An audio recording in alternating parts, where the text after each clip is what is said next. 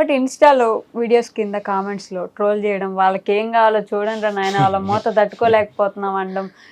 వచ్చారా కామెంట్ లోకి వచ్చారా, వెయిట్ చేస్తున్నాం మీరు కామెంట్ లోకి వస్తారని తెలిసాను.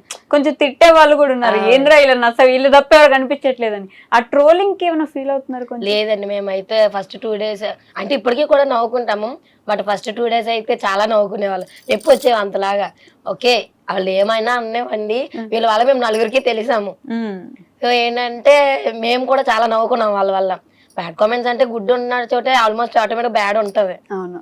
సో మేమైతే వాటికి ఎప్పుడు ఫీల్ అవ్వలేదు. ఇంట్లో కూడా ఏమనట్లేదా? ఇంట్లో అంటే ఫస్ట్ లో మా అమ్మగారు అయితే చేయొద్దని చెప్పారు, వీడియోలు ఎలా అందరు అడుగుతున్నారో వద్దు చేయొద్దని. మా అత్తగారు అంటే మీకు ఏది మంచిది అనిపిస్తే చెయ్యండి, నా నుంచి ఏమైనా సపోర్ట్ కావాలంటే నేను కంపల్సరీ చేస్తానని చెప్పారు. అవును కూడా వీడియోలోకి పిలుస్తారా నెక్స్ట్? ఇంకా